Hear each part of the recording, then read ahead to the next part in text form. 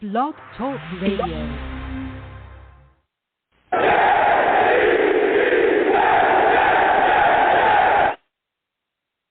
What's going on, folks? It's your boy Long Beach Joe, and I am back at it again. I'm back at it again, man. I'm back at it again, and boy, do we have quite a bit to talk about tonight. We're going to be discussing the New York Jets draft, all right? We got a draft prediction show that's going to be the final show before the actual draft comes on. We will be having a live draft party as well, so we'll be doing that live on YouTube. And if time permits, we're also going to be running a radio show directly after to get the reactions from people. So we'll be talking about that tonight. We'll also be discussing New York Jets linebacker position. Lots to talk about there. You know what I'm saying? I'm wondering if you folks think the Jets will take a linebacker in the first round. Some people have been discussing that. It could be an option. Who knows? Depends on how the board falls, right?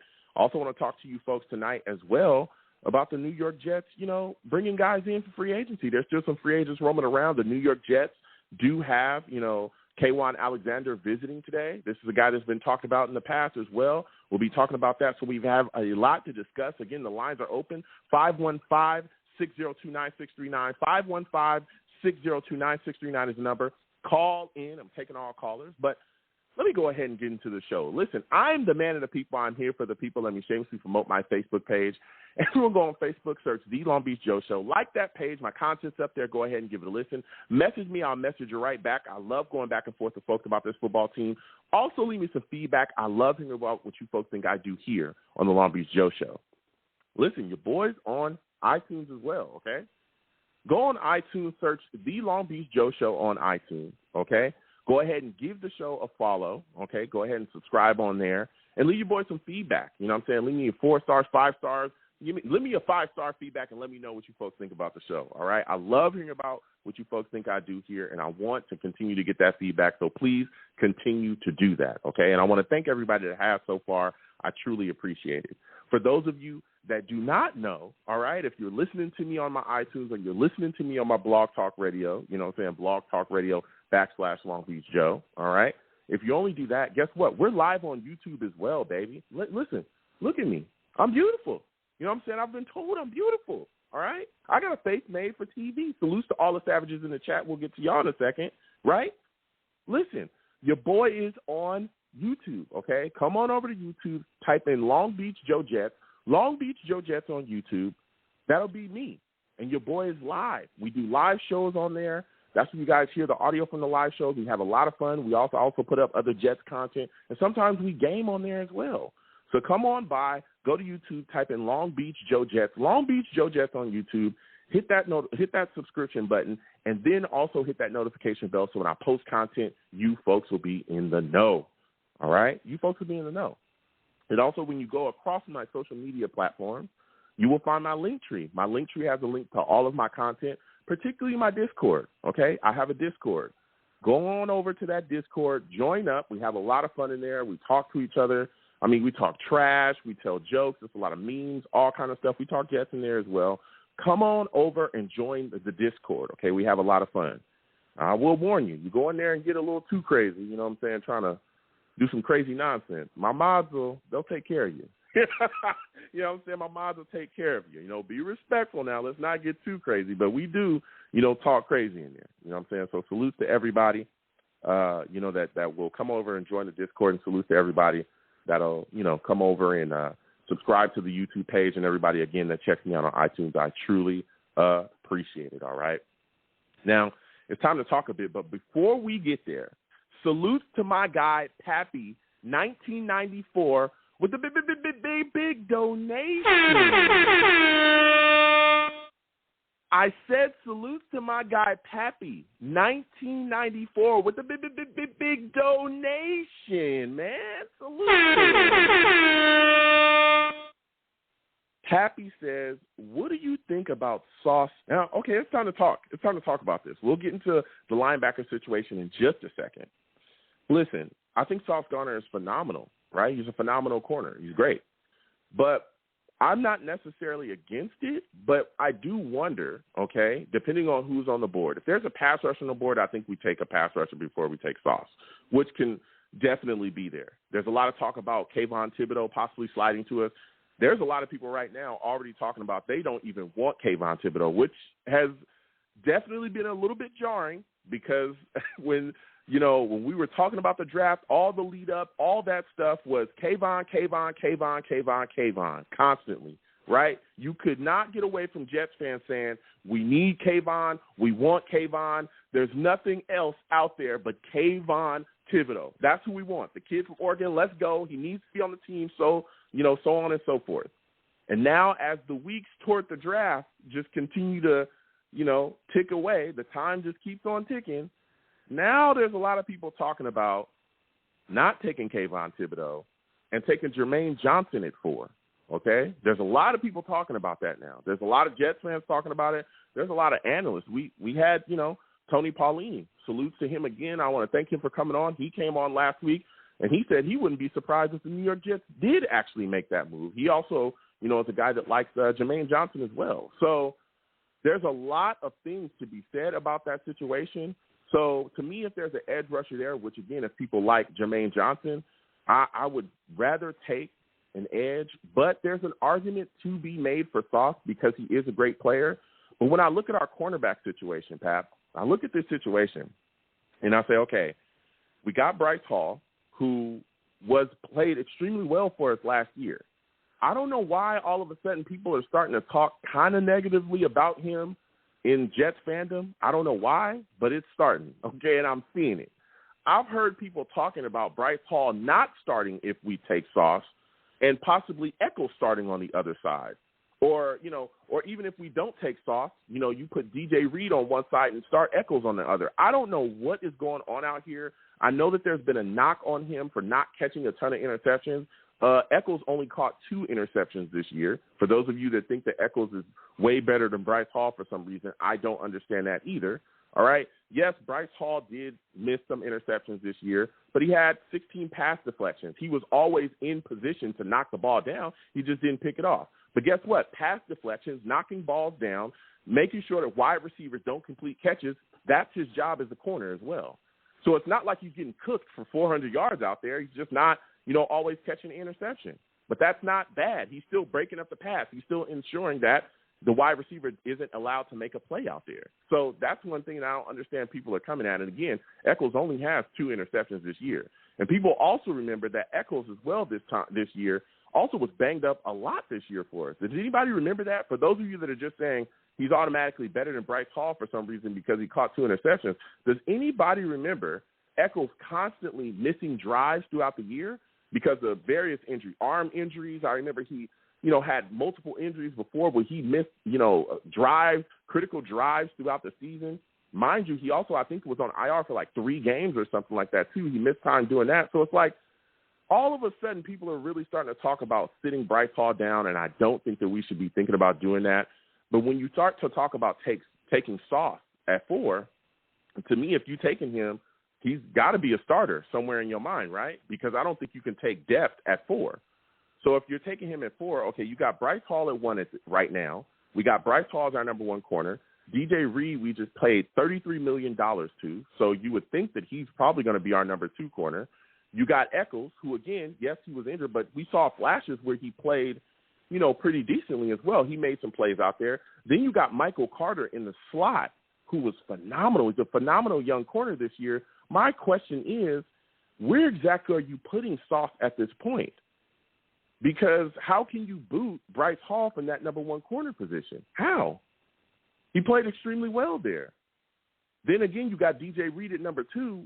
What is going on over there? So my question is just where exactly we would put Sauce, and if we even really need corner that much, which, again, I personally don't believe we do.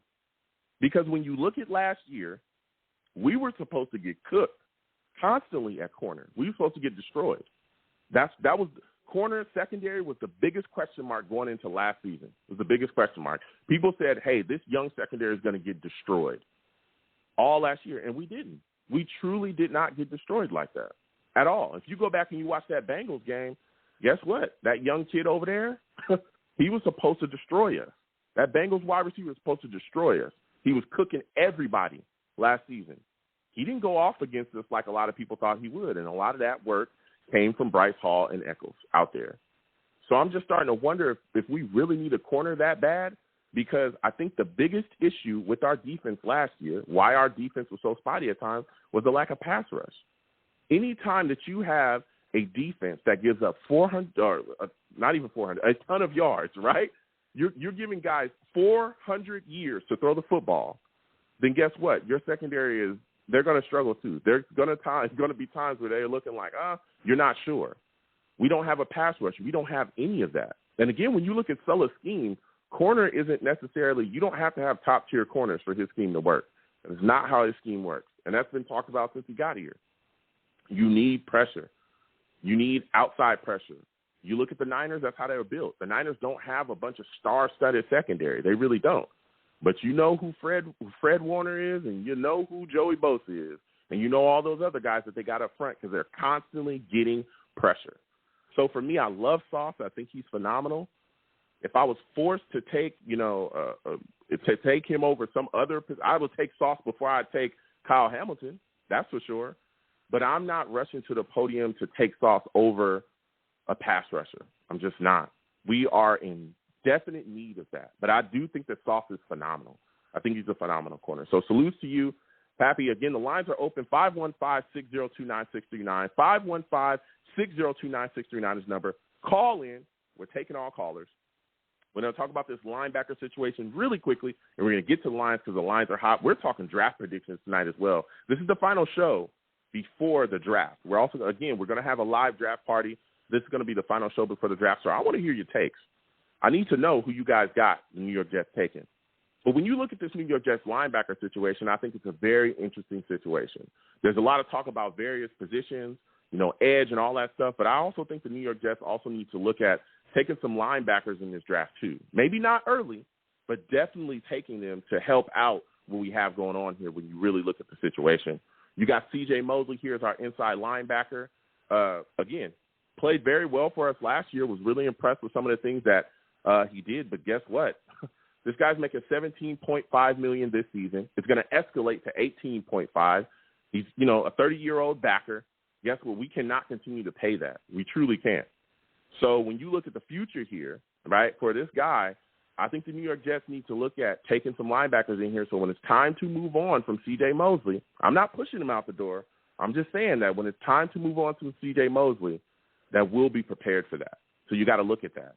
Jamin Sherwood, Hamza Nasruddin as well, two young guys that we got in, guys that we're converting to linebacker from safety. Listen, these guys, they're kind of in the same boat. When you look at Jamin, he played 5 games and he tore his Achilles.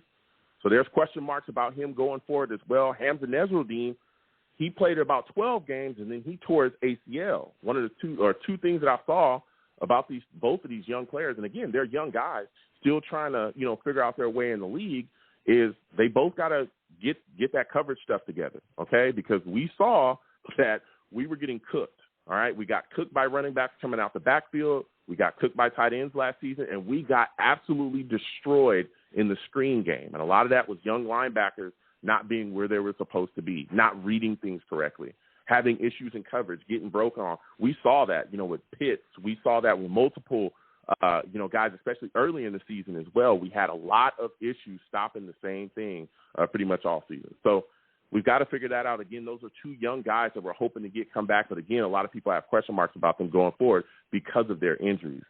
Then you look at Quincy Williams, who stepped up in a big way for us last year. A huge way, man, a huge way. And this is a big year for him as well. This is the last year before he, could possibly become a free agent unless we lock him up. He had 110 tackles, 2 sacks, 3 forced fumbles. This guy had big-time impact for us, played big. And, again, he was a late free agency signing. That's huge for the New York Jets. That was huge for Joe Douglas as well. He found a steal there. Now, when Gerard Davis came back, that's when we saw that his playing time kind of bounced up and down. Now, the thing is once Gerard Davis was kind of, sat kind of back down, and, again, Gerard Davis has moved on. He signed with another team, so there's, no threat of him actually coming back. We didn't retain him at all in free agency. We let him walk. We saw him, kind of try to get back on the boat, but the production wasn't there. Now, this year, he could step straight into a starting role, and we're going to really see him be allowed to really take the impact. Because in my opinion, that position is his position to lose. You know what I'm saying? He's the guy that's going to be stepping up and in there. Now, when you look at the options for the New York Jets to take a linebacker, particularly in the first round, Nakobe Dean has been talked about a lot. This is a kid out of Georgia. We're talking about an unbelievably athletic kid. He's ridiculous. His sideline-to-sideline speed is ridiculous as well. He just gets after it. And he can have an impact in coverage as well. There's a lot of people not talking about that, but he can do that as well. He's a guy that can help out with these issues that we have with running backs coming out the backfield, stuff like that. Then you also look at Devin Lloyd out of Utah as well, extremely versatile. That's the big thing for him. He's a linebacker that a lot of scouts talk about saying, hey, look, this guy can play darn near any position, within various schemes. So there's a lot to talk about with him too. You also got Chad Muma as well from Wyoming. He's more of a second-round guy. I could see the New York Jets absolutely starting to delve into taking linebacker in those later rounds. That's where I honestly think that they're probably going to attack there. And Muma could be there. 6'3" guy out of Wyoming, every down backer. He's a guy that can make some moves as well. So we got a lot to discuss, man. And, again, we got Kayvon Alexander in the building. This is a guy that's extremely familiar with Robert Saleh and his defensive philosophy. He's absolutely familiar with it because Saleh was his defensive coordinator, when he was with the Niners. So there's a lot to discuss. Again, 515-602-9639. 515-602-9639 is the number. Call in. We are taking all callers. Salutes to all my savages in the chat. I call my chat the savages. Why? Because they're savage.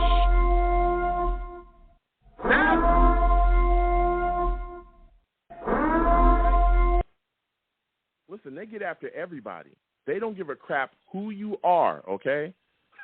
If they don't like your take, if they don't like what you bring into the table, they're going to bring it to you, all right? They're absolutely going to bring it to you, and it is what it is. So we're going to get to these lines. Again, 515-602-9639. 515-602-9639 is the number. Call in. First caller I am going to is my guy from North Carolina. I got to talk to this guy, man. Excuse me. 954, 954. I'm coming directly to you. Salutes to you, my friend. I want to thank you for calling in tonight. Listen, man, give me your thoughts about this New York Jets linebacker situation, about how you feel about it currently, and what are your thoughts about the New York Jets bringing in Kayvon Alexander?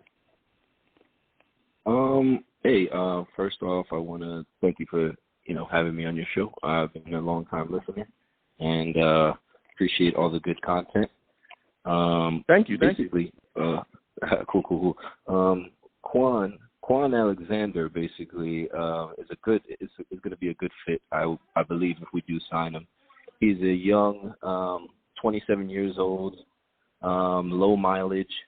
He's a flyer. He can fly around the field, get a lot of tackles, and it's a position that we desperately need for the Jets.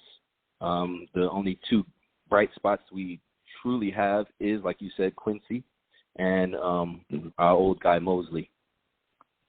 So I like the move in bringing him in the building and trying to see if he has any more left in the tank. Yeah. I feel the exact same way. And again, with the familiarity with Saleh's scheme, I think that's huge as well. Now, when you look at the draft for the New York Jets, where could you see them taking a linebacker? Do you see a scenario where maybe the Jets take a linebacker in the first round? I do not. No way. I do not see that. I'm thinking more later. I'm thinking like 3-4, maybe in the late rounds, because we still got Nazir Dean. We still got the young guys that were banged up that deserve at least a chance in training camp, and just to bring more people in and bring more players in.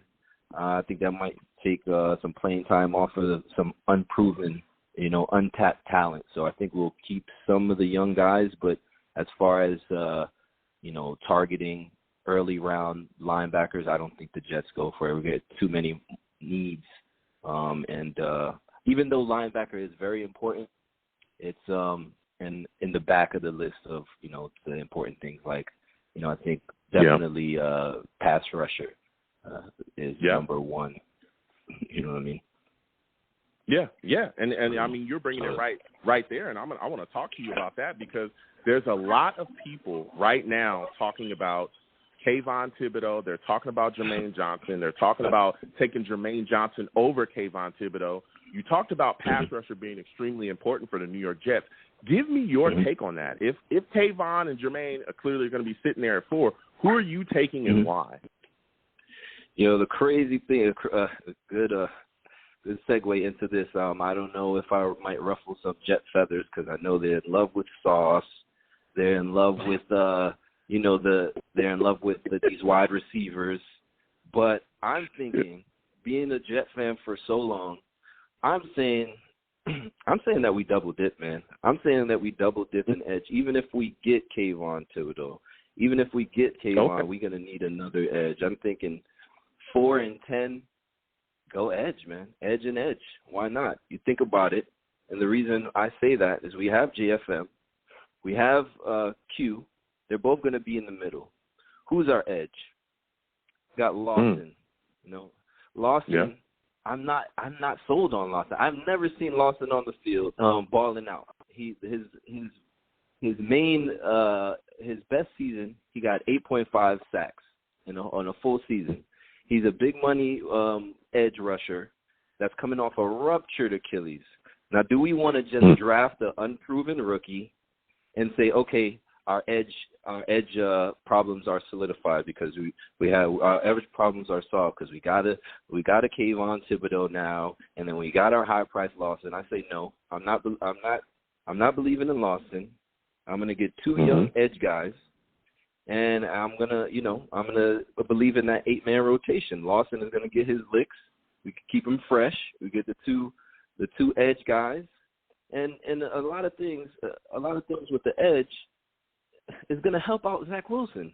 It's going to help him. It's going to give him better field position.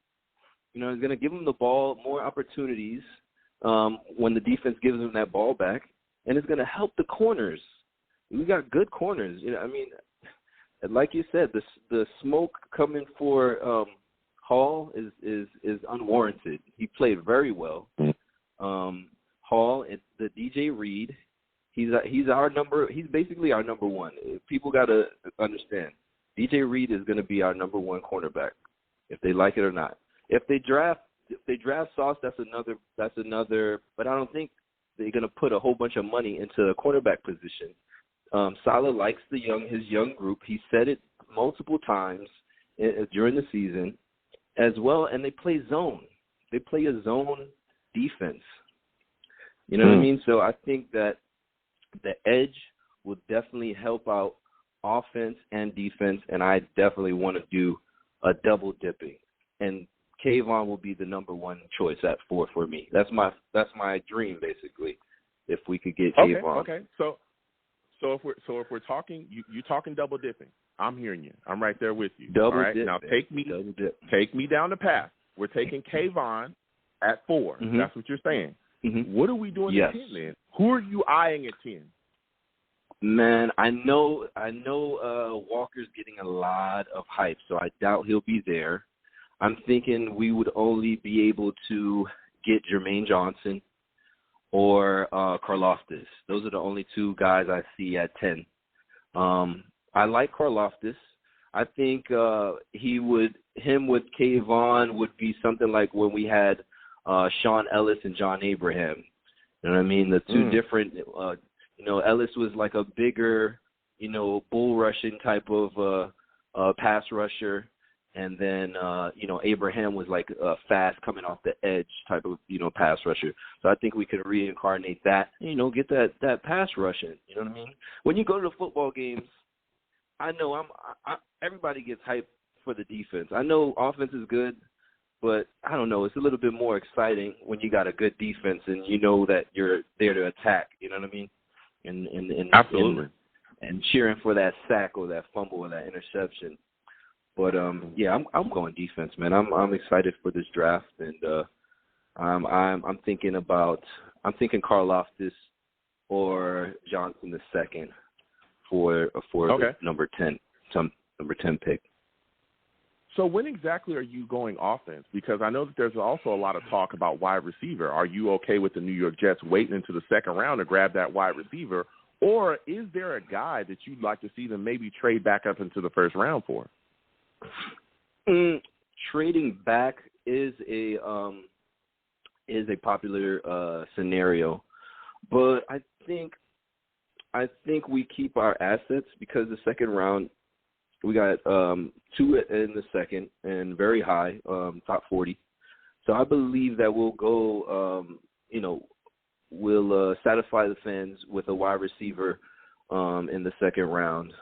A la all the greats, all the good wide receivers have been picked on the second round. Granted, the Jets have failed in picking good second-round wide receivers. They just got Elijah Moore, which is a big hit. We just got Elijah Moore. He's not a Devin Smith or a Stephen Hill, so that's a good thing. But I think they have a lot. It's a deep wide receiver class. So the draft one at 10. That's why the Jets. A lot of Jet fans are so desperate for talent, man. It's just I feel everybody's pain, but you got to think, man. A lot of these players that everybody's talking about, let's draft Debo, let's trade for Debo, let's trade for DK. Like these guys are gonna, probably next year they're gonna, be free agents, or they'll be easier to get next year. You know what I mean? So I don't know. I'm thinking in the second round they attack wide receiver and probably running back. I want a running back on the second round, a high, probably Walker the third or Breece Hall. You know what I mean? I want that ground and pound and that defense. You know what I mean? And then wide receiver is definitely going to come later. We can develop them. A lot of people gave up on Corey Davis. He had a bad O-line, a rookie wide receiver passing to him. We paid him number one money. He's $15 million. Well, last year $15 million was number one money. Maybe not this year. Everybody's giving $20 million contracts a year. Yeah. But Corey Davis is the number one wide receiver of the team. And then number two, you could easily say Elijah Moore earned that number 2 spot. Everybody wanted Barrios back. He could be the number 3 back. You know what I mean? And then we got 2 tight ends. We play a 12 personnel. It's not a spread out, what do you call it, the Rams' greatest show on turf offense. You know what I mean? Mm-hmm. You have 2 tight ends. You didn't pay those 2 tight ends to draft a wide receiver at 10 and move Elijah, move Davis. Let's go edge. That's basically okay. Well, I hear what you're saying. But I want to play devil's advocate because I want to show you the flip side of the argument, right? So let me play devil's advocate for a second. I hear what you're saying. You're looking at the wide receiver position. You said you don't want one at 10. All right, fine. You like Corey Davis. You like Elijah Moore. Of course, Braxton Berrios is here, right? But when you look at the depth, right, there's nothing really there, okay? You also start to key in and you look at Corey Davis and you say, well, there's a lot of people that are giving up on him. Well, he had a lot of drops. It's pretty easy to give up on a guy that's not catching the football, right? And outside of just the drops, let's also talk about the fact that the guy's injured. He missed a lot of time last year with that hip stuff, right? He had a surgery. We'll see how he comes back last year. Elijah Moore also missed a lot of time as well. The Jets don't have a game-breaking wide receiver, right? They don't have a guy that immediately lights it up, right? Or a lot of people talk about that guy being Elijah Moore, but again, I need to see him do it on the field. He missed a lot of time. So why not take a wide receiver when, again, after you look at, Davis and Elijah Moore, they could end up missing a lot of time next year. You got Braxton Berrios, who's a good wide receiver, but he's a slot, right? He's not a take the top off the defense guy. He's a slot, and then after that, you got nobody. Because do not talk to me about Denzel Mims because he does nothing. He might not even be on the roster next year. So how can you look at Garrett Wilson? He's looking good. Hold on a second. How can you look at Garrett Wilson? How can you look at Drake London? How can you look at these guys that are going to be there upcoming in this draft that are elite guys? Some people will love Jamison Williams as well, right? Phenomenal kid. How can you look at those guys and not want to ensure that Zach Wilson is going to have a weapon that he can constantly go to make defenses pay? Man, you got to think about it, man. These guys, are they warranted a 10th pick? I'd say the only person in the draft that is warranted for a top 10 pick, he was hurt. He's hurt. Williams from the Tide. What's his name? Jamison Williams? Yeah, Jamison Williams. Jamison Williams from Alabama. Never got hurt. If he never got hurt, went to his pro day, crushed it, he probably would have been a top 5 pick or top 10 pick, definitely. But he's going to be back in November. none of these wide receivers won the, Biletnikoff Award. You think about it, Olave played just as well as Garrett Wilson. So when I watched Ohio State games, Olave jumped out to me a lot. Even though Wilson is a baller, definitely, but Olave was balling. I saw Olave ball out a lot. As far as London, everybody calling him a 6'5" wide receiver. This man is 6'3" and a couple of centimeters. They're trying to hype him up like he's Mike Evans. He's not. He's not Mike Evans. He's not even Keyshawn Johnson. We're not picking him at 10. He's doing jump. You think he's going to jump over these professional cornerbacks in the NFL? You think he's going to, without separation? I'm seeing. You think he will? Well, he probably will. Yeah. He probably will. But that goes back to my what are we thinner at? Edge or wide receiver? What are we thinner at as a Jet team? What would make us better? We got 2 tight ends. We got 2 starting tight ends. Those are weapons already that nobody's looking at. We got Michael Carter. He's a pass-catching back. He can run the rock, but he's also a pass-catching back. We got the gadget guy, Barrios. He's going to catch a lot of balls as well. We got more. We got a lot of weapons. It's not like we're bare. I just prioritize the defense. The defense got smacked around for so many years within the Gase regime. And like every Jet knows, we haven't had a pass rusher since John Abraham. Like, come on. Yeah. And we were salivating off of Carl Lawson. We were hyped off of that. We were hyped up for Carl Lawson. A person with 8.5 sacks was his main season. Was his best season. So it's like we're desperate for a pass rusher. Give us a pass rusher at 4. If not, we got to have one at 10. We just need some young talent. I believe that I want to do the defense. And it's a deep draft, wide receiver on the 2nd round, 3rd round. We could find them. It's proven. And even next year's draft, the wide receivers are going to be better. You know what I mean? So okay. So when you look at this draft, right? Because we're having a lot of discussion. When you look at this draft, is there a player in this draft that you want to see the New York Jets just steer clear of? Is there a guy that you're looking at and you're saying, do not take this guy in the draft? And who is it? I do not. Like, I'm not biased against, like, I'm not going to triple if they pick a wide receiver, Wilson or London at 10. So you're not, because I'm not concerned about a guy. You're not concerned about, because there's a lot of people saying, like, Derek Stingley is a guy that they don't want the Jets to deal with because of the injury history. They would not like to see him taken in the draft. So you're not a guy that looks at him and goes, whoa, that foot injury, the lens frac stuff, the up and down, play after with all the injury stuff. He's a guy that you just have no concerns about. If the Jets took him, you'd be fine as well. The reason being, he is a baller. He's a baller. Stingley, a lot of Jets fans have really good memory, man. They know about the D-Mill. They know about that injury. They know about Santonio Holmes. They know about Santonio Holmes signing that big contract, and then he got the same Litzfrank injury, and he was never the same. So a lot of Jets fans, they're smart fans, man. We are smart fans, and we're very loyal and passionate. So Stingley, I wouldn't, and I still wouldn't be mad because he was super talented. And, as far as, like, medical advances in the medical field, ruptured ACLs and MCLs and Achilles, all of that is not the same as it was like 5, 10 years ago. They have better doctors and, better training regimens and, these players are bouncing back, better than ever. You know what I mean? We got Chris Paul, not to delve into the NBA. You got Chris Paul at 40 dropping, buckets. You know what I mean? So, anyway, man. I mean, the healing, as far as the healing depends. But go ahead. I'll let you finish.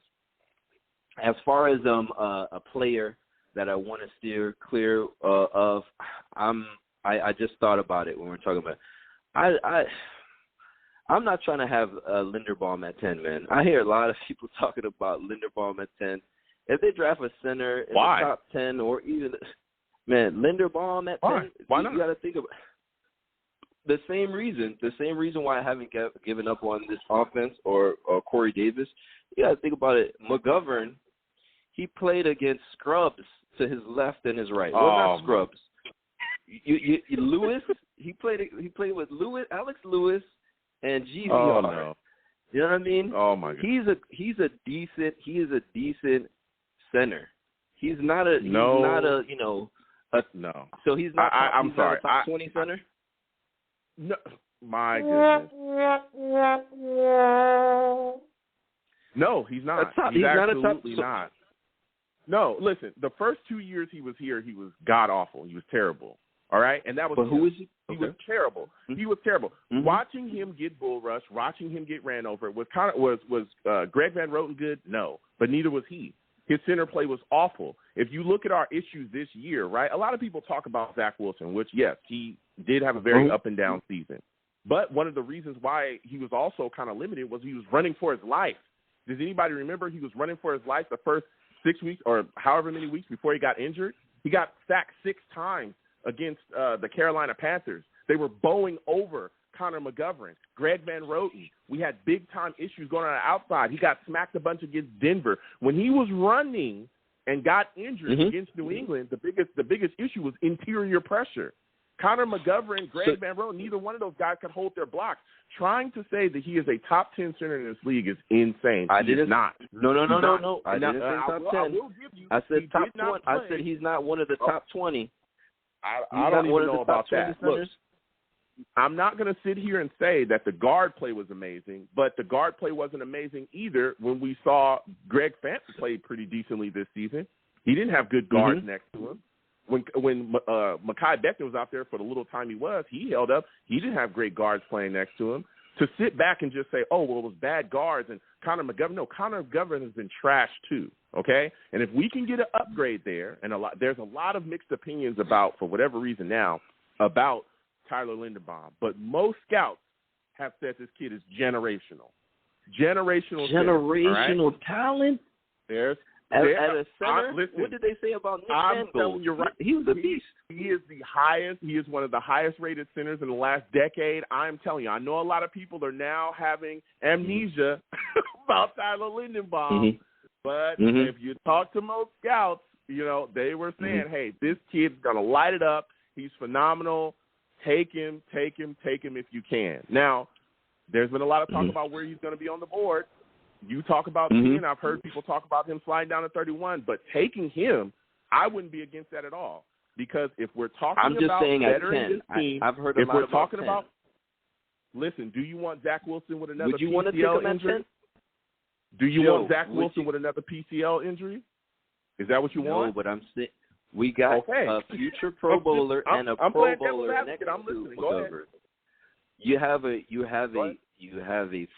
future Pro Bowler and a Pro Bowler next to your center. So that's automatically going to have him play better. He's going to play better. He's not going to have to help to the left or help to the right. So McGovern's gameplay is going to be way better than everybody remembers, as far as and the whole line in general. But I want to ask you on your show, do you believe that do you believe, would you be okay with Linderbaum at 10? Since you hype him up, he's you would this multiple times. Yes, I would be okay with Linderbaum at 10. If the New York Jets took a pass rusher at 4, if the New York Jets took a pass rusher at 4 and took Linderbaum at 10, I'd be fine. And the reason is because, and I've also talked about going edge twice. And let me break it down because I already hear you saying, hey, would you pass on Jermaine Johnson? If they did pass on Jermaine Johnson at 10, I would think that they would be looking to either take another edge in the second round, right, or later because there's other edges. There's that linebacker out of Michigan. There's talk about him sliding because of his injury. There's Boye Mafi as well. There's talk about him possibly being in the second round. Also, the New York Jets could also look to trade up and get back into the first and take Boye. There's a lot of talk about that. So if the Jets did take him at 10, I wouldn't necessarily be upset with it because there's still other options for it. If Joe Douglas values this guy at 10, and again, there's a lot of talk about him being a generational center. You add that kid to the we have one of the, if not the best offensive line in the league. Come on. You got Mekhi Becton. You got Mekhi Becton. You got the guard that we just picked up, right, from the Niners. You got him in the building. Then you have Tyler Linderbaum. Then you have, the guard we got from SC. That's phenomenal. And then you have George Brand at right tackle. That'd be unstoppable. Zach Wilson would never get hurt. He would never get hit. We'd have 1,000 years to throw the ball. We'd have 1,000 holes open up so that Michael Carter can go off and run the ball effectively as well. I'm not against it. I'm not. Not after what we saw last year. I wouldn't be against it. Facts. Okay, cool. Yeah, but so, maybe it's because I haven't been up on Linderbaum like that. Or a lot of people have been hyping him up, but there's only so much freaking film that you could look at a center blocking people, and it's like, is he mauling people like Quentin Nelson? Is he mauling people like that, smacking people around like Ike or Becton? If he's like a mauler like that, then yeah. But he looks like, from what I've seen, he looks like a zone blocking center, which is cool because which is cool. That's what we run. But I just think at 10, that's kind of like, I don't know, man. At 10, I'll tell you what. Listen, if they value him there, and they take him, I wouldn't be against it. So my final question before I let you go, my friend, because we've had a lot of discussion. Give me your thoughts. Give me your final prediction for the New York Jets' 2 first-round picks. Who do you think they take at 4 and 10? Who is it? Realistically, I would say that they are going to. I hope it's Kayvon Thibodeau, man. I want KT. I take KT at 4, and at 10, I think they go more cornerback. I think they go cornerback or safety. That's the only hole they're missing. They have that. They have Whitfield, and they signed Joyner, but they still have a missing safety piece. So I think that they might have Hamilton in there, and I think they might draft Hamilton. So they'll have like an edge and a secondary. Yeah, that's what I think. You know what I mean? Give me your name again. That's just my guess. That's not what I want. Tyrone. Listen, Tyrone, it has been phenomenal speaking with you. Next time I have a show, I want to hear from you, man. You brought the heat, man. You absolutely brought the heat, and you had a lot of great takes.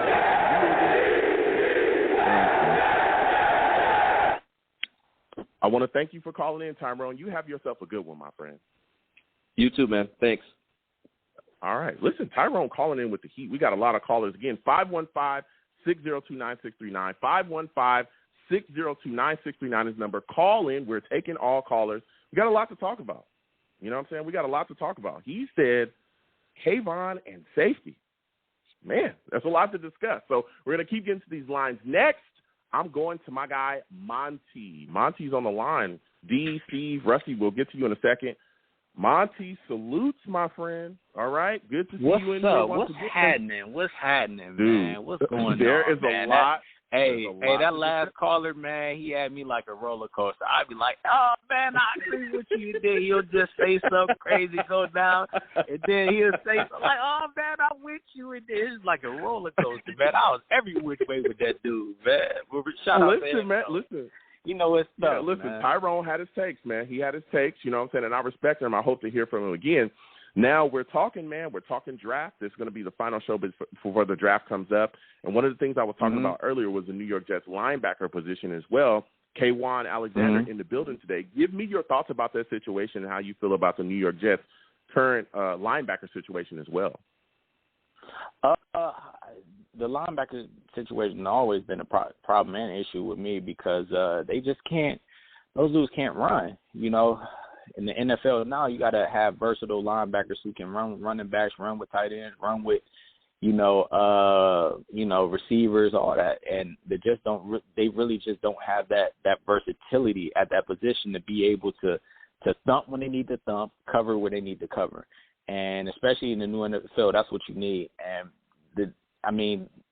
And also we just don't have the depth to be able to really do anything at the position, man. It's just always been an issue. I like C.J. Mosley a lot. I know he's getting over. He's being paid a lot of money, but I think C.J. Mosley brings a lot to the table, especially leadership. you know, there's no price that you can put on leadership and, you know, being in a winning organization and bringing that to New York and wanting to be here and set the culture. And that's very, very important. So Quan Alexander, I was always a fan of Quan Alexander when he was with Tampa for a minute. And then you go to he went to San Francisco, and then he went to the Saints. I believe he was playing with the Saints last year. Mm-hmm. Yeah, he was. Did he play with the Saints last year? Okay, yeah, I believe he did. Yeah, so he had his best years with Tampa. Then he went to San Francisco and kind of just fell off the map. So I don't really know what that means for us. I mean, he's familiar with you know, Robert Saleh's system. So I mean, that's a positive. But as far as, you know, him playing at a high level, I really don't expect it too much. Okay, yeah. So when you look at this, our situation currently, Monty, there's just a lot going on with the New York Jets at this point. So when you look at us right now, when you look at us right now, there's a lot of Jets fans out there saying that they want to take Ikem Ekwonu at 4. They're still talking about this constantly. What are your thoughts about that, and would you be upset if the Jets did that? No, I wouldn't, because you can never have too many linemen. You know, it's nothing. You can never have too many linemen. And what I pay attention to, Joe, I pay attention to what our division's doing. So we're in a division where, you know, you have 3 top defensive, you know, teams. Miami's a top defensive team. The Patriots are a top defensive team, and the Bills are a dominant defensive team. So you really have to, you know, find some way to neutralize it. And you're also dealing with Mekhi Becton being injured a lot. You know, that's our ace. You know, if you can't rely on Mekhi Becton, you got to find somebody else who can anchor the offensive line. And I wouldn't be, you know, at 4. I would take the best lineman at 4 if somebody was to slip. I wouldn't have a problem with it, you know. But here's my question. If I have my question. What's up? Here's my question, Monty, because I want to play devil's advocate on this. I hear what you're saying, but when you talk about taking him at 4, right? We got Mekhi Becton, who's coming back, right? When he's healthy, the top lineman in this league easily, right? Then you got George Fant, who's going to be on the other side as well at tackle. We went and got Lakeland Tomlinson as well at guard. Our guard position is shored up.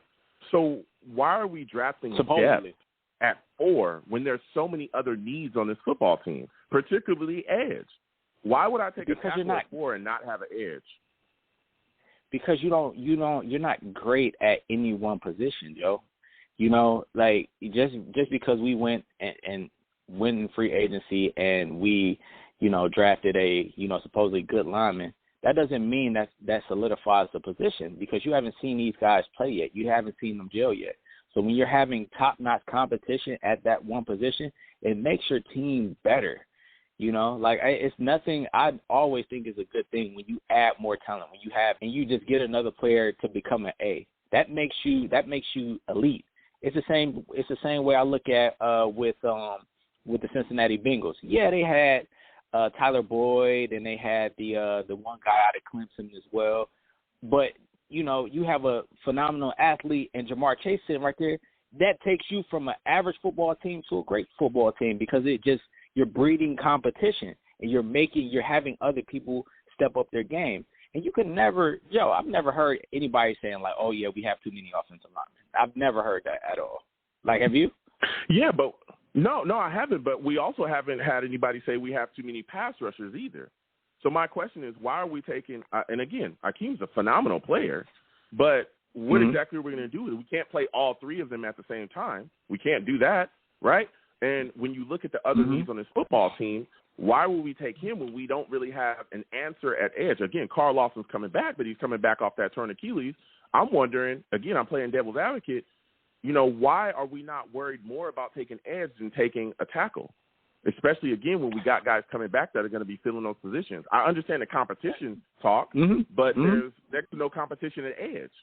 So what are we doing with that? Okay. And why take that at 4 so high? Who's your big investment on the team? Zach Wilson, right? My big investment. Yes, he is. Yes, he's the biggest Their biggest investment on this team is Zach Wilson. And you want to find out in year 2 and year 3 if Zach Wilson is the guy. So what you want to do is you want to surround him with much talent as possible. You have a defensive head coach. A defensive head coach should be able to, whip up anything, with the defensive players on the team. Like I trust he's a defensive head coach. So I expect him to be able to work magic with what he has. That's what you bring him in here for. So you want to make sure Zach Wilson. It's the most. Joe, the quarterback position is the most important position in the league. Like I understand pass rush and everything like that, but we're in a high-scoring league. You got to keep up. You're gonna find a defensive stop somewhere. It's the NFL. That's what players do. Players get paid, so they'll be able to make a stop when it matters. So, but you have to make sure that you have adequate receivers, game-breaking running backs, and you want to make sure that you're protecting Zach Wilson. He's not a big dude, Joe. He got hurt last year. He was running for his life. So, like I said, you can never have too many offensive linemen, and you want to make sure you have the best 5 guys out there protecting Zach Wilson and make sure he's thriving. Because once you're going against the Patriots, they're going to send the house at him. Once you're going against the Bills, these are all good defensive teams, and Zach Wilson has to produce. I don't want to see him running for his life. So if it means, is it ideal for me to draft a lineman at 4? I'm gonna be honest with you. No, I would rather not. There's a lot of needs on this team, but. Me personally, I would rather, the big applesauce, and Sauce Gardner. I would want to do that at 4 because he's a phenomenal talent. And you got to look at your division. You got Tyreek Hill. You're gonna have to check Jalen Waddle. Stephon Diggs. The Jets. You got to get somebody who can cover now. I don't know if I would go with pass rush. Of course, I want pass rush. I feel like it's important, but I don't think the guys that I'm seeing now are the guys. Unless Aiden Hutchinson drops down to 4, that's the only player. That's the only pass rusher that I want at 4, and I don't think he's gonna fall too far. Okay. Look, there's a lot of people talking about that. There's a lot of people saying that we got these guys in our division from Diggs to Tyreek Hill is here now, so the New York Jets need to look at corner. I don't think our cornerback situation is as bad as everybody else thinks it is. I don't. I feel, honestly, our secondary performed a lot better than a lot of people thought they would. I think the biggest issue with the New York Jets has been pass rush, and I think that also helps as well when we talk about Tyreek Hill and Jalen Waddle and Diggs being in our division now, because guess what? If your quarterback has 2 seconds to throw the football, or less than 2 seconds to throw the football, those decisions are going to lead to turnovers. Those decisions are going to also help our cornerbacks because they're not going to have to cover as long. So I think a lot of people are not thinking about that. And my question for you is, because you brought up Sauce, I think about it, Joe. What are you doing? Okay, I hear you, Monty, but what are you doing at corner? Like, where's Sauce going? Is he automatically your number 1? Are you booting Bryce Hall out of his spot? Is it Sauce and DJ Reed? What's going on? Go ahead, talk to me. Sauce is a special talent. So if you're debating between Sauce Gardner and Thibodeau, I'm going Sauce. He has the intangibles. The dude is a hard worker. He wants it. I don't think Thibodeau. I think Thibodeau kind of gets away with because people like him because he's athletic.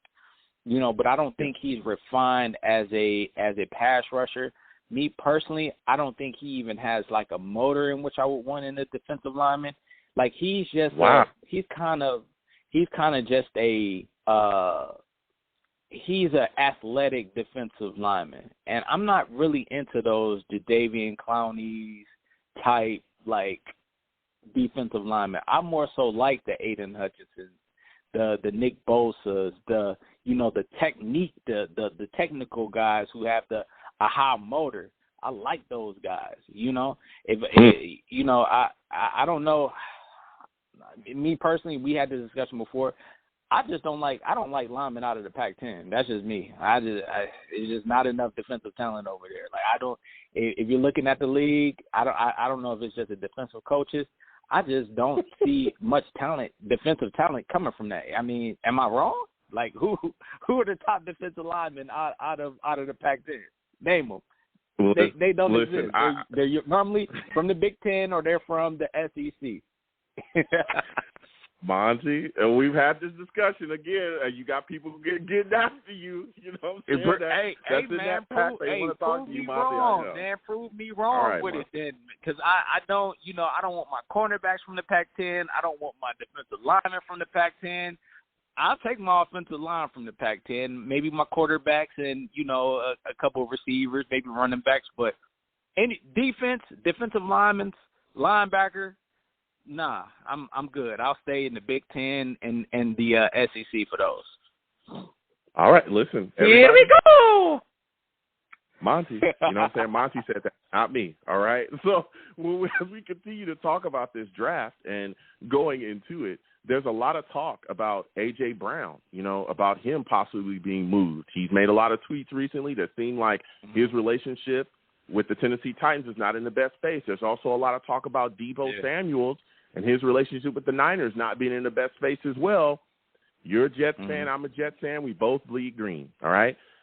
Yeah, if you have to pick between either one of them, right, you got to pick between one of them, Deebo, A.J. Brown. Both of the teams come up to you. They say, hey, give us the 10th pick. We can make the move. What receiver are you picking, and are you getting the trade done for the 10th pick in the first round? No. I'm not. I like, both guys are nice, but they came up in those systems. So Deebo, came up in that 49er system. Brown came up in that Titan system. That's what they know. I don't know how they would fare here. Granted, I don't know how a receiver that we draft would fare here, but I want to be able to groom a receiver into what I want them to be. And a receiver who is coming into the league is going to be green, and they're looking for knowledge. And also, I don't have to spin the bag for them. They're good. They're good guys. I like A.J. Brown. I like Deebo Samuel. He's done a lot for the 49ers. But, man, I'm just tired of trading for guys, man. Like, we're not there yet. We're not there yet to be trading for guys. And we have to get it from the mud, man. We got to start building these dudes from the ground up, man. I want some dogs, man. I want a player. I want a player. That other teams want to trade first round picks for it. I'm tired of just going and trying to draft other players from other teams. Let's build our own. We use those picks. We earn those picks for a reason. We earn those picks. So let's use them. Let's trust our scouts. Let's make the best decision for our team, and let's start building some guys that we can grow and be proud of. I like those players. I like A.J. Brown, like them guys. But man, let's just go in and attack our needs in the draft and build it that way. That's what Joe Douglas has been doing. You know how I feel about Joe Douglas, but he's a patient man. And let's just go out, draft some guys, build the culture, and start winning some football games. Okay. So now when you look at the situation that he wanted, let's go get it. I hear you. Now, my final question for you, Monty, because you had some takes. What player in this draft do you want to see the New York Jets steer clear of? I already told you, Thibodeau. I don't want no parts of him. Wow. Yeah, I don't want no parts of him. I don't want any of those defensive linemen, man. There's guys. If it's not Hutchinson, I don't want him in the top 10. I just don't. Wow, not even Jermaine Johnson, nothing. Okay. Wow. No, okay. I don't. I think they're just guys. They're just guys. They're not game breakers. Top 10. I want somebody who's going to be a game breaker, an anchor, a generational talent. We did that same thing with Quincy Williams, man. We took the best defensive lineman who was out there, and look what that got us. You know, he's good. He showed us some things, but he's not living up to the third overall pick. And when you draft in that high, you got to make sure that the guy that you draft is making impact. Like the offensive coordinators have to worry about this guy, and we haven't gotten that. So I want to make sure whoever we get, they're going to be a nightmare for the other team. And I just don't think that a defensive lineman out of Oregon is going to do that. You know, Jermaine Johnson is going to be able to do that. He couldn't even start at Georgia. Granted, that was a lot of talent there, but I'm just saying. You know, I want a guy who hasn't given up no touchdowns. You know, no touchdowns in his whole career. Who brings that attitude, who brings that sauce. That's what I want. You know, brings that swagger. You know, who got it from the mud. That's what I like. All right. Well, before I let you go, give me your draft predictions for the New York Jets at number 4 and number 10. Who do you think the Jets are taking? Give me your prediction. The Jets are taking Sauce Gardner at 4 and Garrett Wilson at 10. Game breakers. And that's gonna turn the culture around. Yeah, let's go. Jets. And it's gonna turn this hey baby. Okay. And that's gonna take us to the next level. That's gonna take us to the next level. And we're gonna trade back into the first round, and we're gonna get the center out of Iowa. Let's go. All right. Listen, Monty, I want to thank you for calling team, in. baby. All right, you have yourself a good night, man. Woo! Right. Listen, Monty calling in. He said he don't want none of those guys. Wow. Takes are flying, man. Now you got people, all of a sudden, they don't want to have nothing to do with Kayvon Thibodeau. Monty don't want to have nothing to do with Jermaine Johnson. You got people saying that they think that Connor McGovern's a top 10 center in this league. Good Lord. Tyler Lindenbaum sucks. I don't know what's happening, man. This place is out of control, man. It's out of control.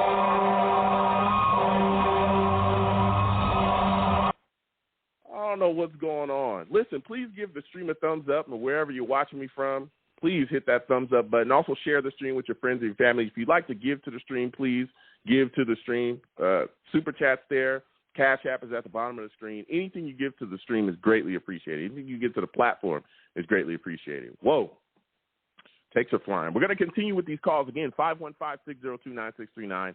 515-602-9639 is the number. Call in. We're taking all callers. Next, I'm going to my guy, D. Steve, Rusty, Mike will come to you in a second. Salutes to you, D. And listen, D is from the Bronx. I don't know if y'all know that. That boy's from the Bronx. You know what I'm saying? I got some friends out there. They, those Bronx are some thorough dudes. You know what I'm saying? So salute to you, D. I want to thank you for calling in tonight. We've had quite a show. There's takes are flying everywhere, right? So when you look at this draft coming up, D, for you, at 4, would you take Ikem Ekwonu? Would you do that? What's good, Joe? What's going on, man? No, I'm not taking him. I don't know why all of a sudden he's better than Evan Neal. If Evan Neal was sitting there, Evan Neal. Huh? I said talk about Evan it. Neal I remember Evan Neal was proven he could play left tackle, right tackle, and guard, and actually dominate. He gave up 1 sack in 3 years. He's a dominant offensive lineman. Ikem, he can. I love his run blocking. His pass blocking ain't all that great. So I mean, to me, he's one-dimensional. I don't know. I wouldn't draft him at 3. At 4. I'm sorry. At 4. Okay. So what are your thoughts about people saying that they want Sauce at 4? Is cornerback that much of a need in your mind that we need to take Sauce there? I mean, honestly, it depends on how the draft falls. If Thibodeau was there, personally, I'm going to take Thibodeau. If he's not there, it's a chance. I would go with Sauce. I would go with Sauce over Ikem. I would. Okay. I would. Okay. I would go with Sauce over him. Now you're talking about Kayvon Thibodeau. What are your thoughts on a lot of fans? clearly there's just a massive exit on Kayvon Thibodeau. A lot of fans are just, they're not sold on him all of a sudden. They're not interested in him. What are your thoughts about that? How everybody has just absolutely turned their back on Kayvon, and there's even some fans and also analysts as well talking about how Jermaine Johnson is a guy that the New York Jets should take over Kayvon Thibodeau at 4 if they're both available. I don't know. I mean, why Jermaine Johnson? I don't know, man. I guess I'm starting to feel like everybody else. I think he's okay. I think he's okay. I heard the guy that before you said he couldn't start at Georgia, but Georgia's the D line was good. But I mean, he showed up to the All-Star game. He went against bum offensive linemen, and then he didn't play in the game. I didn't understand that one, but I like Thibodeau. I like Thibodeau, and I think Thibodeau is going to be good. It's only crazy Jets fans, that the same probably Jet fans that pick Kyle Brady over Warren Sapp, that's saying he ain't gonna be good. 'Cause I don't know what they're watching, but I like his get off. It's nothing I don't like when I watch Kayvon Thibodeau play. It's nothing. Oh man! So let's say the New York Jets take edge right early. So they take Kayvon Thibodeau. What position do you think they need to address with the number 10 spot in the draft? Are you thinking wide receiver is where they go? I'm going wide receiver. Honestly, if Garrett Wilson is not there, I'm going with Williams. And then I'll double dip sometime down the line at wide receiver. Only if Garrett Wilson is not there. But receiver should be the pick. I would like receiver to be the pick. So here's my question about that, D, because you're talking about Jamison Williams if he's there at 10. Kid from Alabama, he's phenomenal. But he tore his ACL, dude. And a lot of his game is predicated on speed. I'm going to play devil's advocate here. If he's not going to be available till November, how are you so sure taking him with the 10th pick that he's going to be able to come in and have an impact? He's coming off an ACL injury, right? We don't know exactly what he's going to come back as. Why not take another wide receiver? Why chance it with him? It's tough, man. I like a lot of these wide receivers. I don't like your boy. I can't say I don't like your boy from USC, but what's the difference between taking him? What's the difference between taking Williams and him? He's still injured. He hasn't done anything. No. He pushed his pro day back. You know, he pushed his pro day back. He did. He did, but he was out there. He did put the pro day back, but he was out there, and we saw him out there running routes, and he was jumping and doing his thing. He didn't run his 40. I know people are going to say that, but he was out there, and he looked good. He looked smooth. He was getting up moving. That ankle injury is clearly it's cleared, ready to go, and it was just an ankle injury. This guy tore his ACL. You don't know what condition he's coming back in. You know what? You're right, but I'm telling you, I mean, these guys are tearing up these ACLs, and they coming back stronger than ever, to be honest. And I mean, I think I could see we got an extra game this year, the 17 games. Hey, if he misses the first month of the season, honestly, he's just missing 3 games. He's just missing 3 games, and I could deal with that. I think we need that type of receiver. We haven't had that type of receiver in a long time. That you need safety help over there to help him out. And I don't see nobody else getting that. So I don't see nobody else getting that. What are your thoughts about the New York Jets possibly taking that 10th pick and trading it for A.J. Brown or Deebo Samuel? There's a lot of talk about surrounding those guys right now. Would you be open to any one of those guys? I mean, I would be, but now, I mean, honestly, these guys are being greedy now. They see what the market went with these retards in Jacksonville paying third-string receivers. So now everybody set the standard up. I need $25 million a season. That's a fact. If they want $25 million a season, I'd rather draft and groom my own receivers. So that's ridiculous. That's ridiculous. Okay. Everybody wants 20, you know. Yeah. Listen, I hear you. So my final question for you, my friend, give me your picks for the New York Jets right? Give me your predictions for their picks at 4 and 10. Give me concrete. Who are the guys you think the New York Jets take at 4 and 10?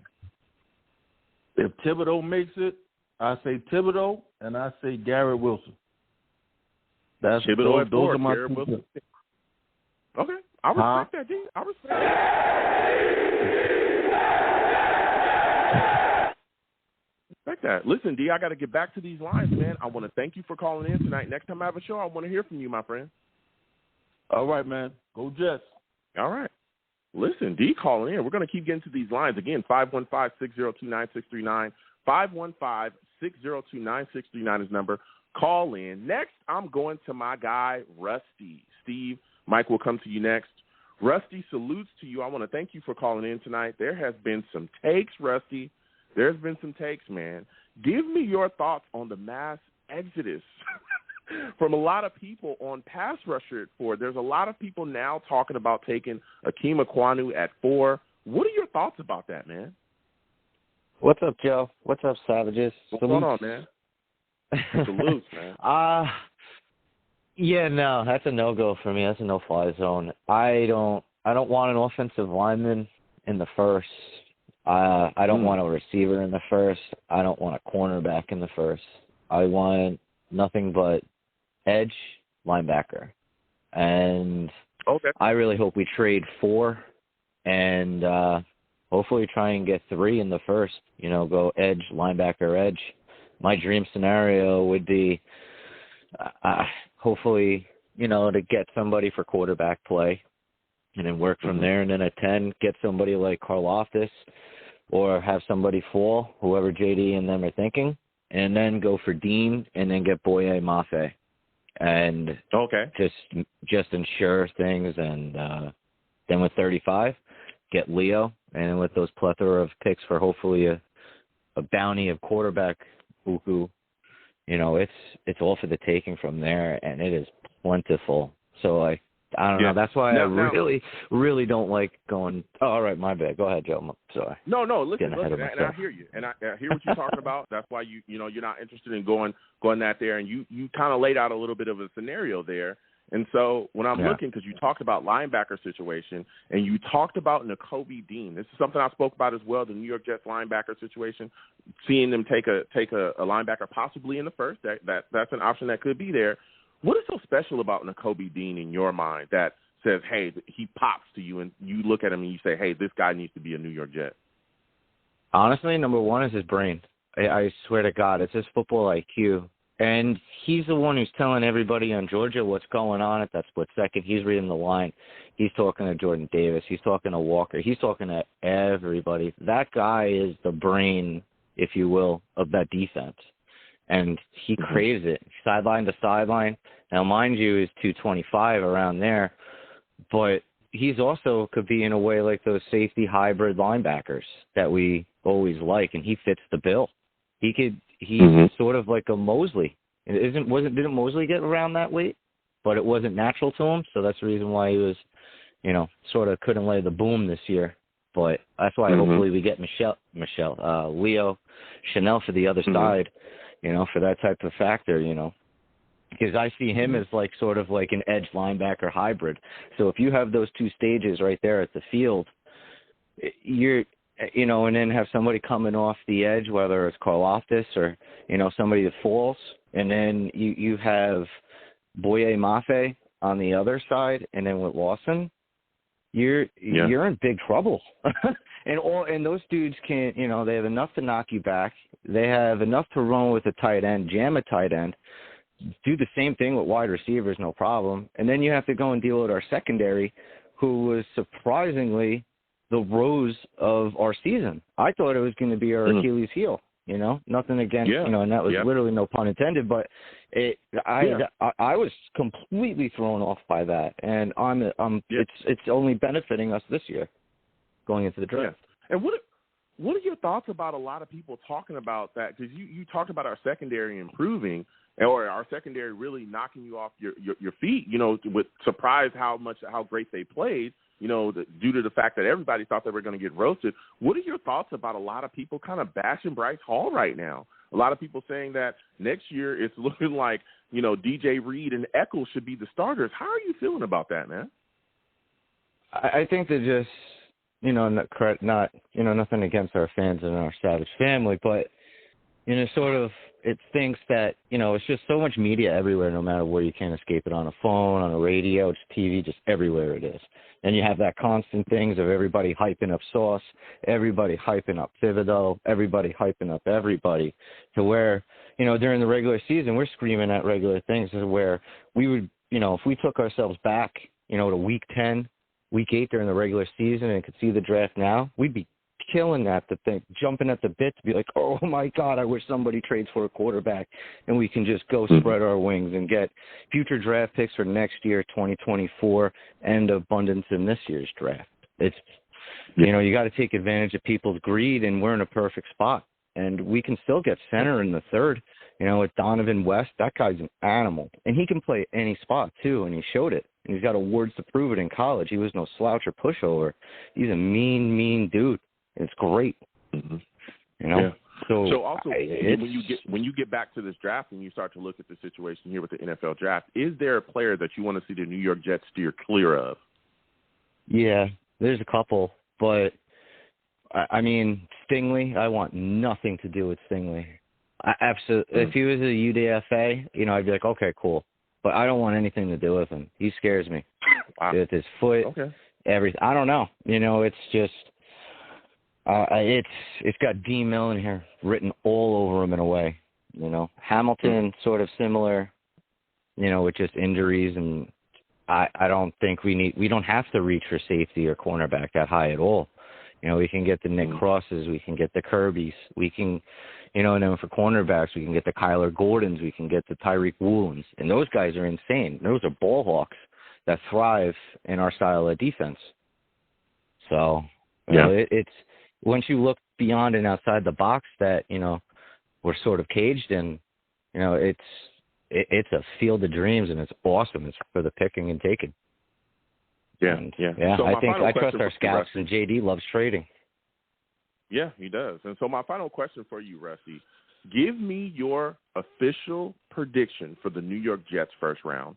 Who do you think they take it for? Who do you think they take it 10? If there's no trade-outs, if it's just legit 4 and 10, like that? Is that what you mean? No trade-outs, just 4 and 10. Yep. I mean, for me, I would have to do the best edge that they think they would have to get. If it wasn't Hutchinson, I feel the Greek freak. And then at 10, I would go Nakobe Dean. Nakobe Dean's my number one in the draft, because I don't think we'll get Hutch no matter what. But my guy, yeah. Nakobe Dean no matter what, to me. All right. Listen, Rusty, you have some takes, man.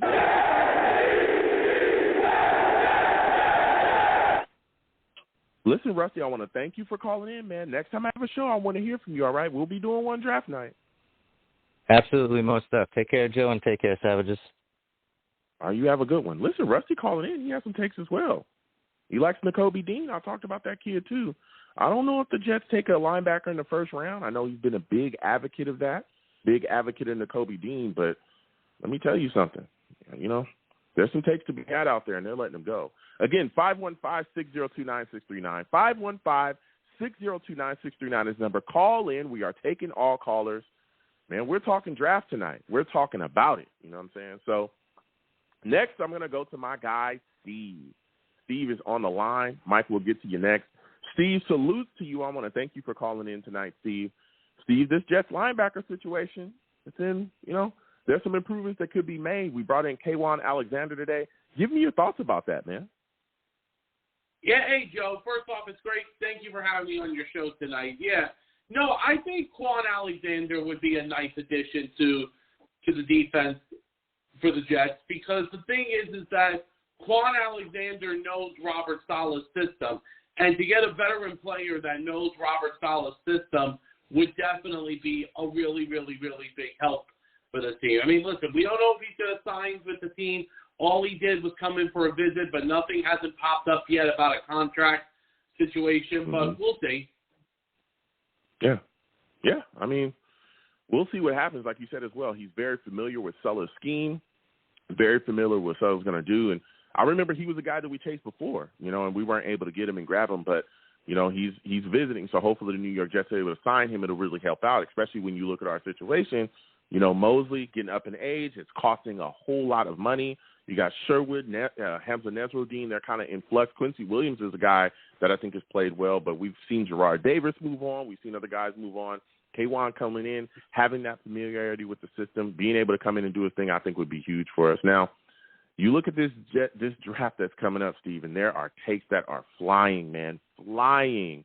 Give me your thoughts about Sauce Gardner at 4. Is he a guy that you want to see the New York Jets take it for? As much of a talent Sauce Gardner is, and one of my little brother's friends who told me about Sauce Gardner thinks that he's a phenomenal talent, and basically, listen, he is the number 1 corner in this draft, and don't get me wrong, I think Sauce Gardner is a phenomenal talent. However, though, we do not take Sauce Gardner at number 4. You have to get a pass rusher at number 4. The thing is, that's why I love Kayvon Thibodeau from Oregon. I spoke about Aiden Hutchinson all the time, but unfortunately, Hutchinson is going to be gone way before the Jets pick. He's either going to go either number 1 or number 2 on draft night. Even Jeremiah Johnson, I wouldn't mind taking at number 4 either. But the thing is, or even the guy Walker at number 4. You mean Jermaine who Johnson? A lot of Tremaine. That people are saying that's a very high pass rusher. Joe, you got it. We need a pass rusher. The last few years of this team, there's been no pass rush. One of the reasons why our defense is on the field most of the time during football games last year is because we cannot rush the quarterback. That is the biggest. That is why I think what the Jets need to do at number 4 is get a pass rusher. Now, the thing is, though, with the pass rusher is it helps the defense, it helps us, get a chance to get to the quarterback much faster. If you looked at what Saleh did with San Francisco when he was there during his 4-year time there, the year when they went to the Super Bowl, the reason why they won football games, because they sacked the quarterback. Yeah. You're talking facts. Pass rush in this league is extremely important, and we have been hurting for quite some time. We absolutely have, Steve, and I hear your take there. Now, I know you're talking about pass rush and the importance of it, and that's extremely important, like you said. But when do the New York Jets take a wide receiver, Steve? Would you be okay with the Jets taking Drake London at 10? No, I would be okay with them taking a receiver at number 10. I wouldn't mind getting a toy for Zach Wilson at number 10 because the thing is, listen, obviously now things are going out. Joe, I don't know if you heard about this because this happened while your show was going on, but now Deebo Samuel is requesting a trade. Now, I don't know if, let's say, the Jets decide, if we still have a chance to go out there and get a receiver before the draft begins, right before the draft or even during the draft, because obviously there's rumors going around there as well. But, the thing is, Joe, let's say if the Jets do pick at number 10 overall, I wouldn't mind the Jets getting Drake London or any of the receivers. The only receiver I wouldn't want the Jets to go after is the guy Williams from Alabama. Nothing against him. I think he's a phenomenal talent, but as you said, Joe, he is coming off of a torn ACL and possibly wouldn't be ready until November.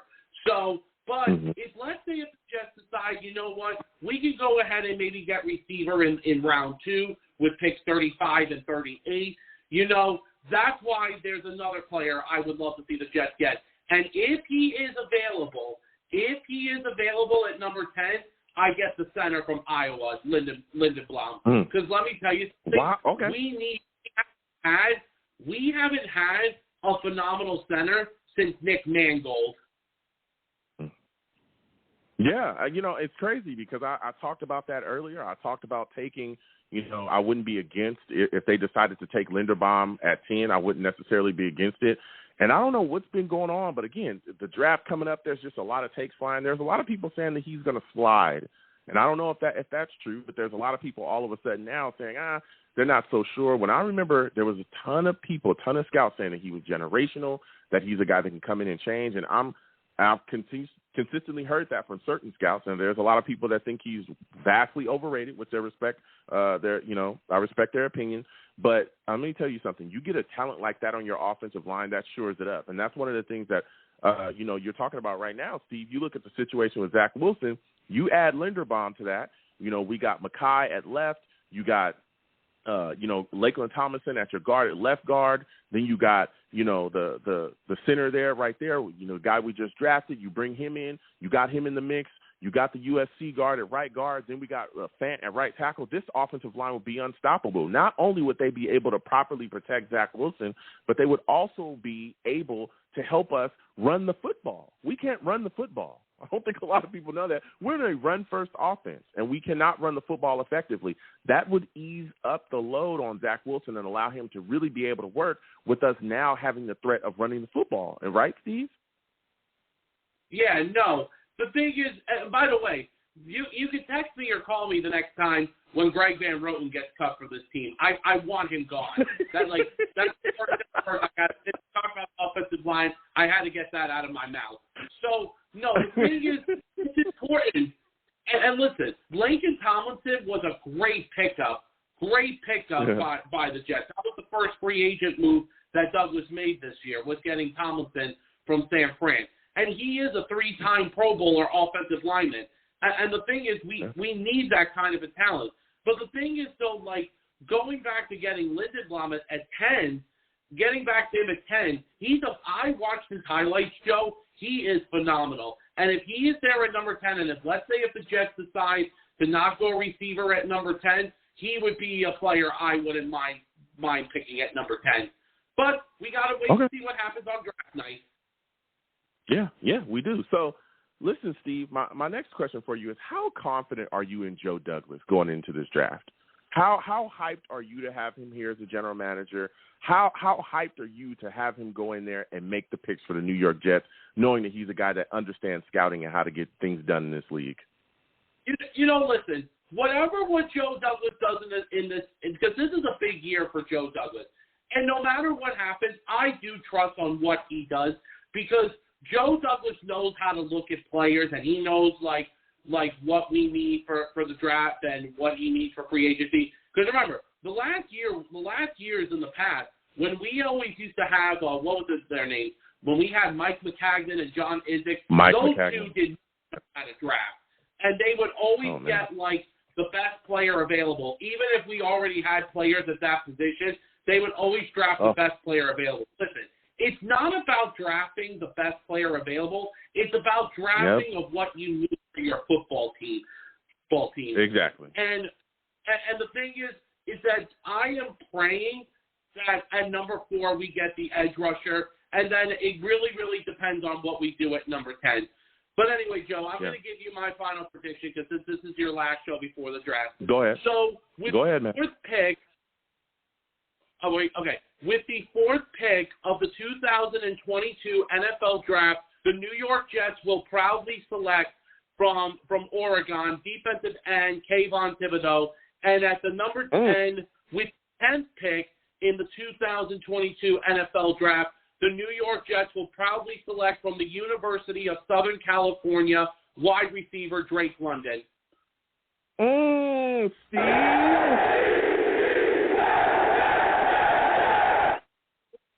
I like the way you're thinking, Steve. I like the way you're thinking. That's all I'm going to say. I like the way you're thinking. Listen, Steve, I want to thank you for calling in. You have yourself a good night, my friend. Good night, Joe. Go Jets. All right. Listen, Steve called in talking that talk. He says Kayvon at 4 and old Drake London at 10. We'll see if that comes true. And like Steve said, and I used to say this a long time ago, all right? Look, you don't draft best player available when you're a team that's trying to build. You draft best player available that fits your needs. John Izzik, McCagnon, awful. They were awful, man. Give them another one. They were awful. They were completely awful. It's awful. Goodness gracious. But you know who's not awful? Monty. Monty with the big donation. I said Monty. Chan Gully with the big donation. Monty says Big Applesauce Gardner and Garrett Wilson from the Ohio State Buckeyes. You know, he's got to call in and continue to rep his guys. You know, salutes to Monty again with the big. I want to thank him for giving to the platform. I also want to thank Pappy 1994 as well for giving to the platform. Greatly appreciate y'all.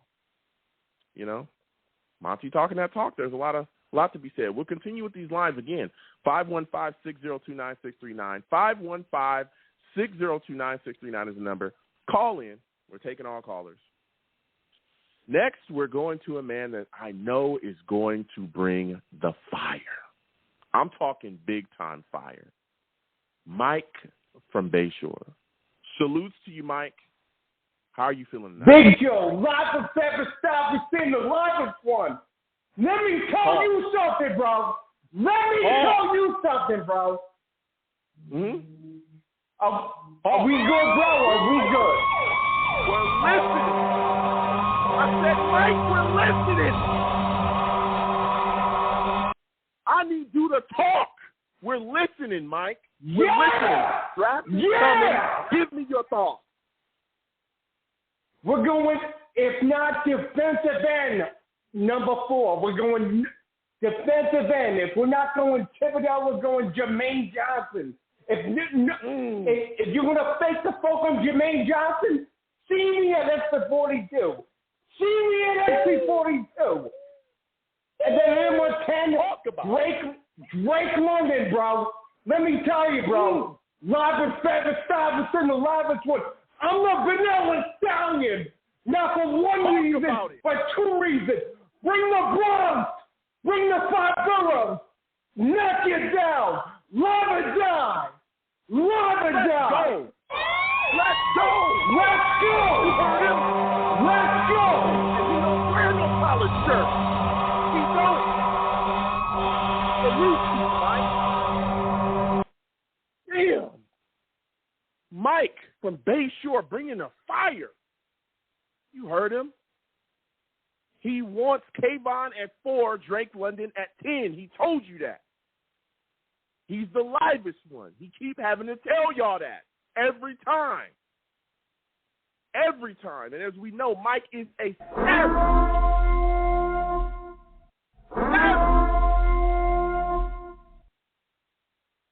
Love the fire that he brings to this program. Salutes to you, Mike. I want to thank you for calling in. Called in with some takes. Coming towards the end of the show now, he got me riled up.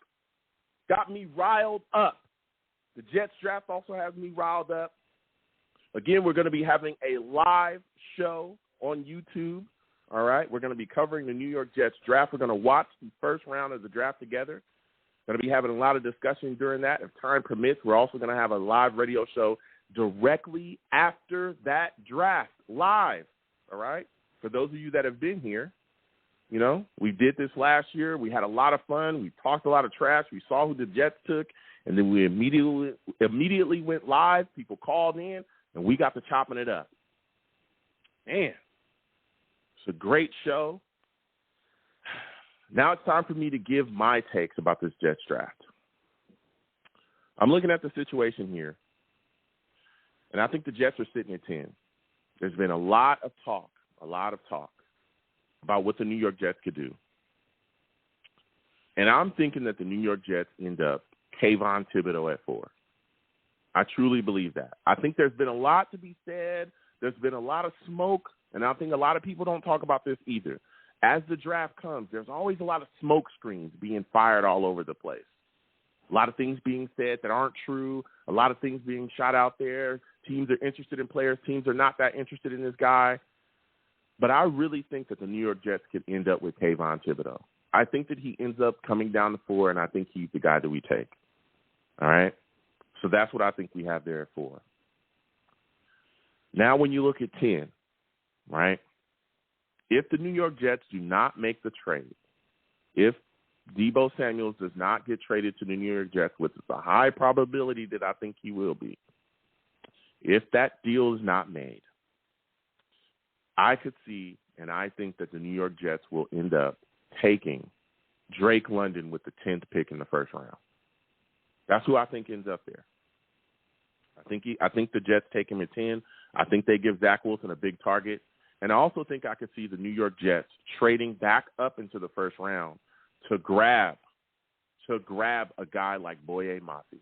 I think he's a guy that the New York Jets can end up taking as well, trading back into the first round for. So those are my takes. I'm thinking, again, Kayvon Thibodeau at 4, Drake London at 10. And I think the New York Jets could possibly, more than likely, are going to make a move back into the first round and grab Boye Mafe in the first round. All right? Whew, what a fire show, man.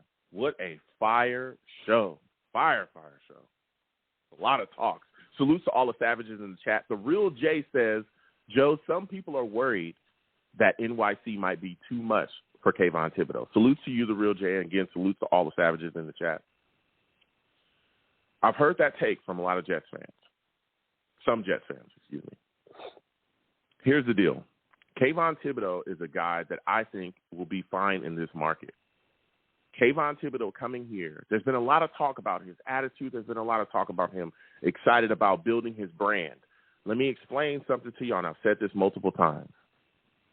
Building a brand does not work if you suck. If you are a bad football player, your brand doesn't matter. Nobody's going to buy your jersey if you're the 100th ranked defensive end in the NFL. Nobody's going to buy your jersey if you don't get sacks. Nobody's going to buy your jersey if you're a bum. Nobody does that. I think a lot of the attitude stuff and a lot of the things that people are talking about, I think is being played up a bit with Kayvon Thibodeau. I don't think NYC is too big for Kayvon. I don't. I think he's going to be able to come here. I think, again, Sulla, I think this coaching staff, I think that is going to be able to surround him and put him in a great position. I think he's going to be all right if he comes here. I truly, truly do. So with that said, we're going to close out the show. It's been an amazing show. A lot of takes firing around. Listen, I am the man of the people. I'm here for the people. Let me shamelessly promote my Facebook page.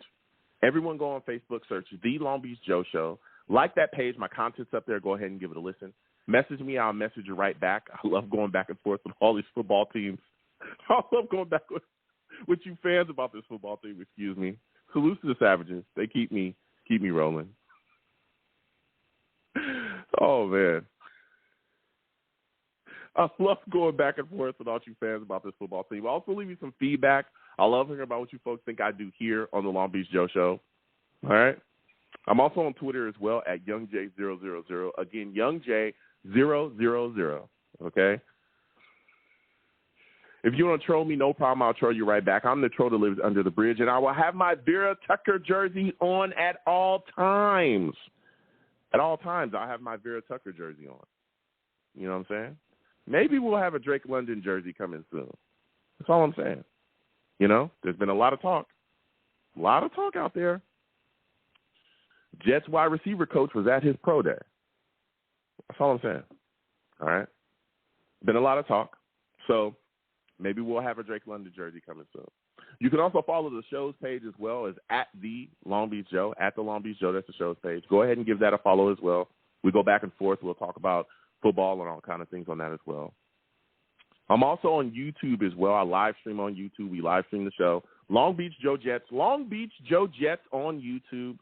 Go ahead on over there. Hit that subscribe button. Hit that notification bell. All right? And if you want to troll me, no issues.